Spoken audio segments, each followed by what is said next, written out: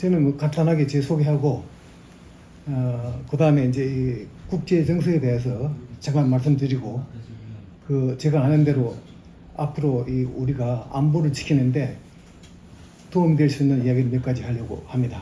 그래서 저는 경남 진주 출생이고요. 학교는 군에 있으면서 대학을 나왔습니다. 대학 영어에 좀 관심이 있어가지고 경기대학하고 단국대학 영문과 학사 자격을 땄어요. 제가 공부를 좀 열심히 했습니다. 군에 있으면서.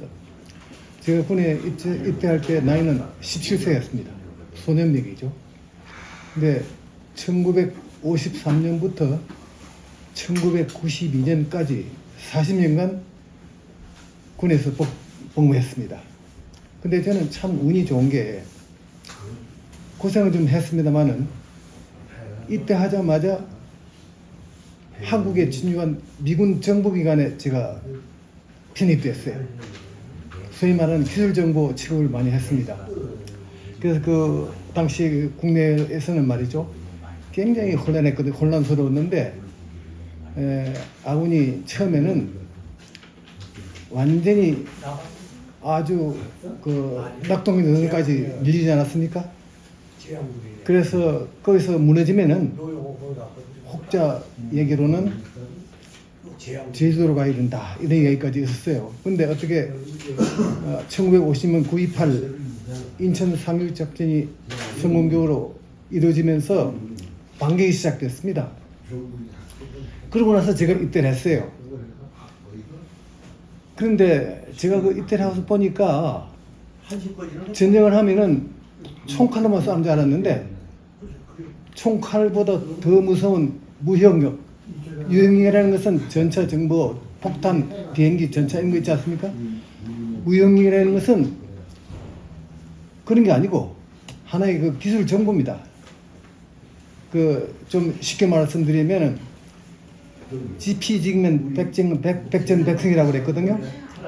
저거를 알고 나를 알고 싸우면은 100번 100번 이긴다는 얘기입니다. 근데 저는 다행히 미국이 관장하는 그 정부기관에 들어가가지고 처음부터 휴전될 때까지 있었고, 휴전되고 나서도 40년간 그 기관에 근무를 했는데, 그게 뭐냐면 이 기술정보인데 일종의 모든 전투 행동이 통신이 좌우하거든요. 통신에 의해서 전투 행동이 되는데 이 통신을 우리가 입수해요.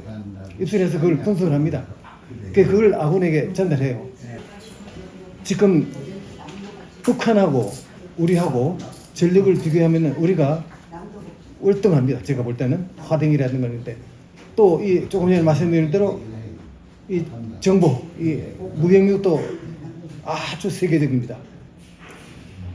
우리가 인천 상륙작전을 하고 나서 다시 반격을 시작했거든요. 반격을 시작했는데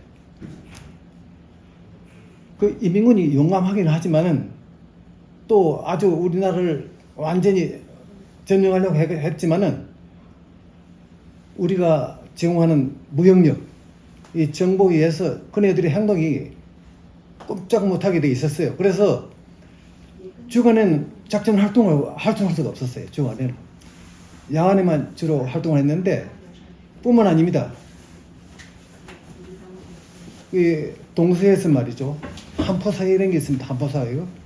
미국의 미주리한 것들은 전함에서 계속 한포사회를 하는 거예요. 동서에서.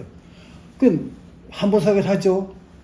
또 뭘 작전하려고 그러면 어떻게 알아와서 전투기에 와서 말이죠, 목표를 갖다 강탈하고 하니까 북한군 말이죠, 작전을 할 수 없는 거예요. 그런 또 상황이 있었고, 그 다음에 이제 인민군이 또 중공군이 많이 죽으니까 그 모택동이 있던 중공군, 그 당시 지금은 중국입니다만 그 당시 중공군이라고 합니다.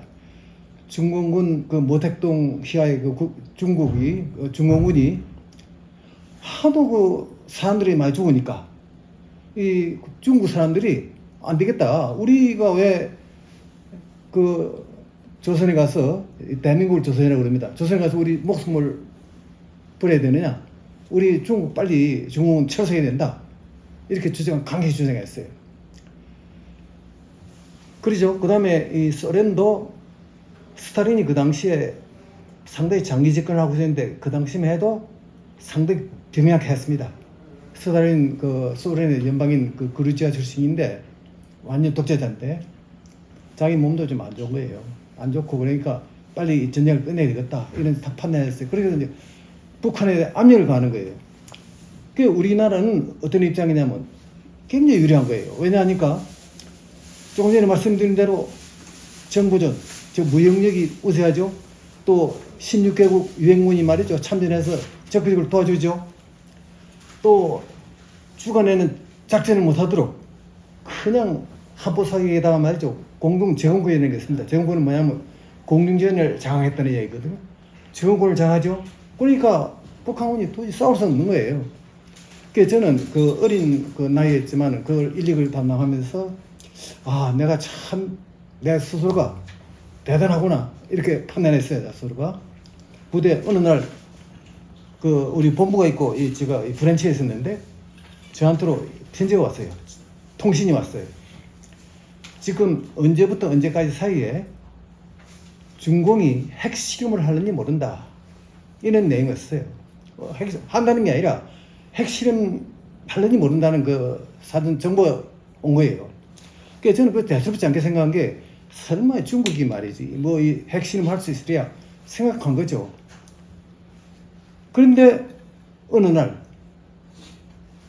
그 우리가 이제 일을 하는데 이게 수집 분야하고 보호 분야하고 평가 보고 분야 이렇게 딱 구분이 돼 있어요. 수집 분야 정보를 수집 분야 보고 분야 보고 분석 평가 이렇게 돼 있는데 수집 분야에서 저한테 보고가 오기를 제가 그때 조장을 했는데 오기를 아이 조장님 이상합니다 이게 뭐 그러니까 지금 중국 땅이 넓지 않습니까? 넓으니까 우리나라 기차 뭐 KTX 타듯이 말이죠.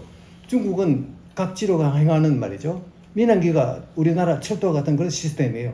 비행기로 많이 이동을 한다고.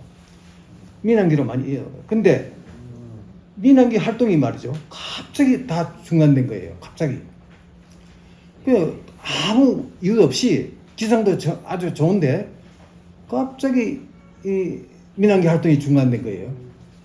그게 이 조장님 이상합니다. 그러니까 그 내 밑에는 그 담당자가 보더니 아, 이 조장님 이거 혹시 며칠 전에 하달된 그 정보와 관련이 없습니까? 그러더라고. 근데 내가 딱 보니까 저도 판단이 있으니까 판단을 해봐서 하니까 저는 한 90% 가능성이 있더라고요. 아무 그것도 없고 딱 그냥 민항기 중단 그건데 민항기 한 대 두 대 중단하면 괜찮은데 전체적으로 다 중단되기 때문에 그래서 제가 보고를 썼어요.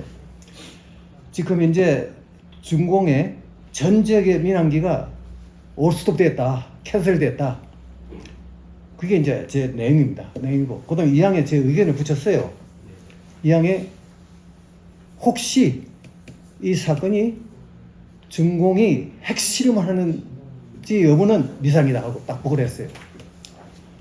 보고를 했는데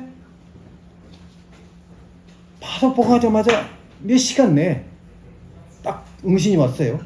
뭐냐니까 지금 며칠 몇 시에 뭐로 보고한 내용은 극히 보안상이니까 절대 보안을 철저히 지켜라.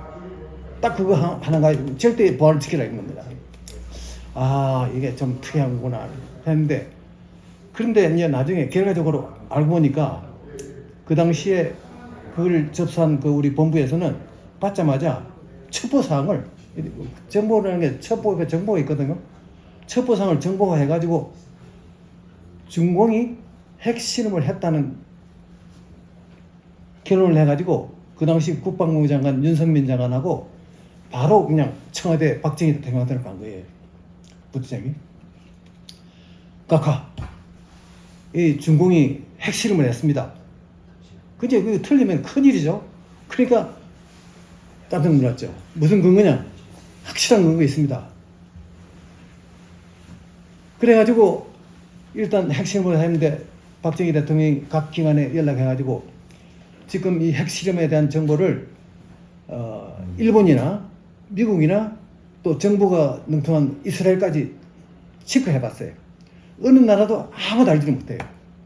근데 그 당시에 중공이 핵실험을 했다는 것은 큰 뉴스인데 아무도 모르는 거예요. 그게 우리 박정희 대통령이 딱 알고 미국에다가 말이요 통보를 했어요. 지금 중공이 핵실험을 한 징후가 있다.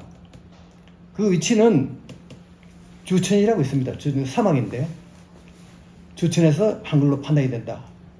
그러니까 미국에서도 깜짝 놀란 거예요. 일본하고 다 확인해 보니까 아무도 모르는 거예요.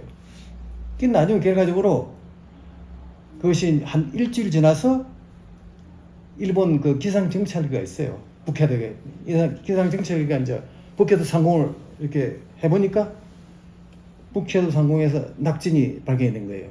일본에서 그때서야 일주일 후에 그때서 이 중공이 핵심을 했구나. 이 한국 정부가 어디서 입수했는지 모르지만은 그 입수한 내용이 정확하다. 이렇게 된 거예요. 그래서 그 당시 이제 핵실험이 됐는데 그 당시 우리 지휘관이 계급이 별 하나 춘장이었습니다. 또 우리 부대 임기는 2년이에요. 2년인데 각하한테 잘 보고된 거 아닙니까? 그래서 각하가 불러가지고 좋다. 이 장군 잘하면 믿겠네. 앞으로 계속 근무하게. 그래 그 사람이 20년 근무를 했어요. 우리 부대 임기는 2년인데 20년을 했어요. 그런데 계급은 준장에서 중장까지 했습니다. 그런데 제가 이제 하나 유감스러운 것은 이런 얘기는 내가 말을 못하는데 그러면은 이거를 하는 사람은 말이죠. 그 수집 분야에 미스터 정이라고 있어요. 또 이 보고 분야는 미스터 김, 양김이 있고 내가 이제 최종 책임자인데 그럼 우리에게도 말이죠. 칭찬이라든가 초청장이라든가 뭐 그런 보답이 있어야 되잖아요. 전혀 없어요. 혼자 그냥 다 안고 혼자 다 먹고 그래서 이 밑에서는 열심히 하고 그런데 이 위에 지휘관들은 말이죠. 이렇게 파렴치하게 이렇게 했어요. 그런데 그걸 지금 나는 말이죠.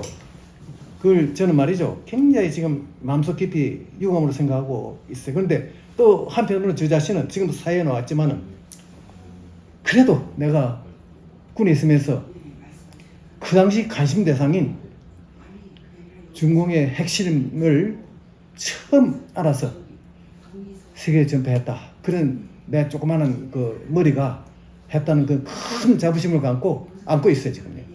그래서 지금도 제가 좀 섭섭하긴 하지만은 그래도 내가 근무하는 동안에 제가 군에 입대할 때는 2등병을 들었어요. 2등병은 제일 쫄짜죠. 근데 제가 40년 건설하고 나올 때는 40년 했는데 그러니까 부위상은 지금 계급 지금 한 중령 대등 될 거예요. 부위상한하고 그 다음에 직책은 그 당시 쫄등을 들었는데 제가 나올 때는 국방부 정보 분석과장을 하고 나왔어요. 그러니까 밑에서부터 쫙 해가지고 그 정보 분석과장을 했는데 저는 지금도 큰 보람을 안고 아주 긍지를 삼고 있습니다. 그걸 이런 기회에 말씀드리기 위해서 참 아주 저는 좋은 기회라고 생각하고 제가 가져왔습니다. 뭐 다른 얘기는 많지만은 군대 생활은 그것이 저에게 가장 보람 있는 일이기 때문에 그 하나만 말씀드리겠습니다. 그리고 앞으로 이제 우리 후배들도 그러한 그 통신 정보의 중요성 이런 것을 알고 저걸 알고 나를 싸우면 이긴다는 그 진리를 알고 우리가 정신무장했으면 좋겠다. 제가 말씀드리고 싶은 것은 지금 우리가 군비를 보면 말이죠. 북한의 군비는 50회입니다. 근데 북한의 인민군 그 역량은 말이죠. 10년 이상 근무입니다. 그 얼마 전에 신문을 보니까 10년 하고서도 지금 더 하겠습니다 하고 있는 사람이 있다게요. 정신 상태는 걔들이 내가 볼 때는 우리 아군보다 이렇게 말하면 좀 어폐가 되는지 모르지만 확실하게 훈련도 강하고 정신이 강하다게요. 군인은 군인답게 저는 군에 아주 엄격한 군생활을 했기 때문에 그런데 지금 우리나라 군대는 완전히 이건 군대가 아니고 좀 각성할 때가 됐다. 그런 생각을 하고 있어요. 그래 정신 차려야지. 지금 특히 뭐 북한이 말이죠. 핵을 가지고 있지 않으면 또 문제가 안 되겠습니다만 핵을 가지고 있고 또 전쟁이 발발할 때는 이거 때까지 미군이 말이죠. 여러 수십만 명이 우리나라를 그렇게 지원해 주겠느냐. 저는 절대 불안하다 보거든요. 우리 스스로가 방어해야 되고 우리 스스로가 막아야 됩니다. 하나 말씀드릴 것은 제가 군대 생활을 오래 하다 보니까 사회 나오지 않았습니까? 내가 후배들한테 얘기하고 싶은 게 참 조심해야 된다. 제가 나오니까 이 사람 저 사람 찾아와서 말이죠. 이거 저거 좋은 얘기를 많이 하더라고. 그래서 근면적으로 제가 많이 사기를 당했습니다. 그래서 저는 지금 그런 사기를 당했기 때문에 근면적으로는 좀 여유가 없고, 또 우리 자녀들이 지금 제 장남이 62세거든요. 사업을 하고 있고, 또 딸들이 또 사회생활하고 있기 때문에 지날 내는 별 지장이 없어요. 그리고 또 이 국가에서 또 이 6.25 참전 용사에 대해서 수당도 주고 생활할 수 있는 그 여건을 마련해주고, 특히 또 6.25에 대한 참전 용사에 대한 배우도 뭐 꼭 금전적으로 하는 것보다는 국민들로부터 좀 존경을 받을 수 있는 그런 대우를 해주니까 좋은데, 마지막으로 하나 말씀드리고 싶은 것은, 지금 미국에서 남쪽을 내려온 피라미드 있잖아요. 그 사람들 도와주는 혜택이 있어요. 그 다음에 뭐 학비 대우 뭐 하는 거 다 있는데, 지금 6.25 참용사들은 저는 참 편안하게 군생활을 했지만은 그날로 피땀 흘려서 군생활을 하는 사람도 있어요. 겨우 목숨을 걸는 사람도 있거든요. 이 사람들 지금 제가 88살이라고 그러는데, 이 사람들 제가 제일 막내고 처음부터 90살 이상입니다. 전부 다. 그러니까 얼마 여생이 남지 않았다는 얘기예요. 근데 마지막으로 이분들에게 그 명예와 아울러서 이 사람들이 생을 보람있게 보낼 수 있도록 국가가 좀 지원해주면 더욱 좋겠다, 이런 생각이 들어요. 예, 그게 마지막으로 말씀드리고 싶습니다.